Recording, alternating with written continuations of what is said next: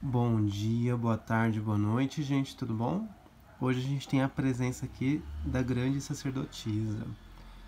Uma das coisas que ela traz para mim é uma certa ideia de passividade. A gente quer controlar tudo, às vezes a gente quer controlar tudo, a gente quer controlar como é que vai ser o nosso dia, como é que vai ser o decorrer do dia, como é que vai ser o trabalho, como é que vão ser os encontros, como é que vão ser as relações, como é que vão ser os relacionamentos. É uma carta que talvez esteja convidando a gente a deixar um pouquinho essa necessidade de controle de lado e deixar as coisas acontecerem ao seu modo, da maneira como elas têm que ser. A gente observar o movimento natural das coisas, o fluxo natural das coisas. A gente observar que tudo tem um fluxo natural, a natureza toda segue um fluxo natural e muitas vezes o ser humano, na tentativa egóica de querer controlar tudo, de querer que tudo seja a sua maneira, a sua vontade, muitas vezes o ser humano acaba nadando contra a corrente. E nisso acaba se cansando, acaba se frustrando, acaba se estressando. E às vezes uma das melhores coisas que a gente pode fazer é deixar o fluxo acontecer. A gente parar de querer controlar tudo e deixar o fluxo fluir.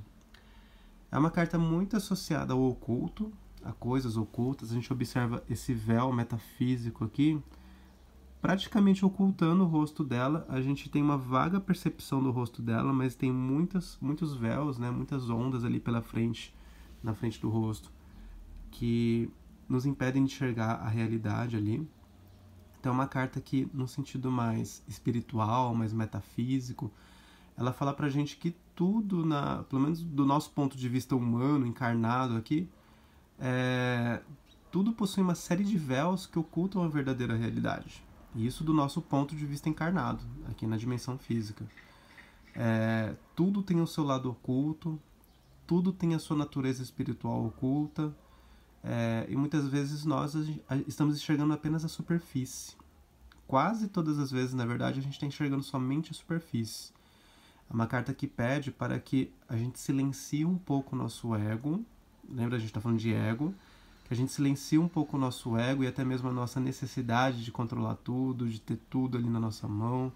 Que a gente silencie um pouco esse ego e a gente perceba a natureza oculta que existe nas coisas. A natureza mais profunda que existe nas coisas. Inclusive, o porquê das coisas, né? Esse porquê das coisas, o porquê que certos eventos acontecem. Se a gente parar para observar, de um ponto de vista mais espiritual, mais oculto, tudo tem seu propósito, né? Então a gente observar o propósito das coisas e de repente esse propósito está escondido sob inúmeros véus. Por exemplo, quando a gente atrai uma pessoa para nossa vida, vamos falar de relacionamento, por exemplo. A gente atrai uma relação, a gente acha que aquela relação vai ser linda, maravilhosa, mas acaba sendo uma relação frustrante. E a gente fica condenando Deus, né? Condenando o universo. Universo, por que você colocou essa pessoa na minha vida? Foi tão ruim essa experiência. Tudo tem uma natureza e um propósito mais profundo. Basta a gente acessar nossa sabedoria interior e tentar perceber isso. De repente aquela pessoa apareceu na nossa vida para nos ensinar alguma coisa. Para ensinar a gente a dizer basta, para ensinar a gente a dizer chega, não quero mais isso, para ensinar a gente a impor limites, a impor respeito, a impor o nosso espaço, ou até mesmo no sentido de sombra, para ensinar a gente características que estão dentro da gente, mas que a gente não estava percebendo.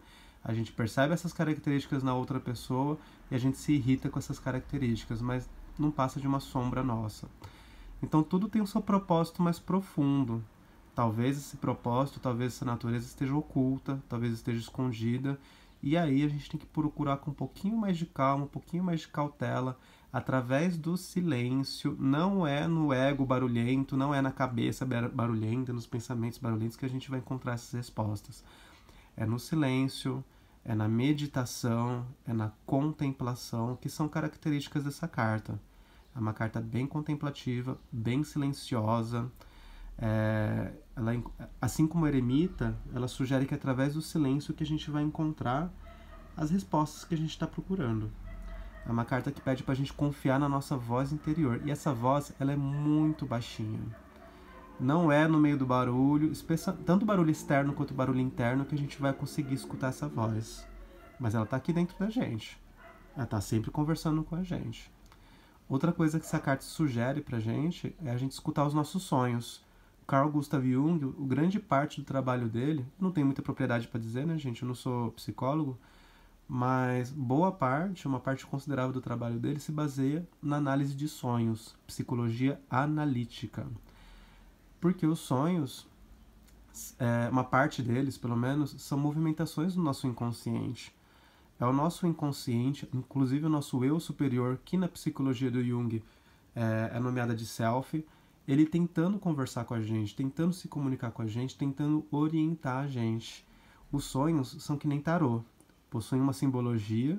A gente, às vezes, parece ser super abstrato, né? Que nem essa carta mesmo, se a gente for observar ela imageticamente, ela parece bem abstrata, só que, como a gente está falando dessa carta aqui, né? Tudo possui essa natureza mais profunda, tudo possui seu significado mais profundo. A gente analisando a simbologia da carta, a gente chega, ou pelo menos a gente vislumbra, pelo menos um pouco, pelo menos uma parte dessa natureza mais profunda e mais oculta. E os sonhos é a mesma coisa, eles são super simbólicos, eles são que nem tarô.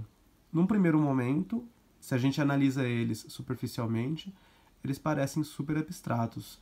Mas qual que é a simbologia dos sonhos? Quais são os elementos que apareceram nesses sonhos? O que você precisava fazer nesses sonhos? Nos sonhos, geralmente, a gente precisa fazer alguma coisa, né? O que você precisa fazer é um símbolo.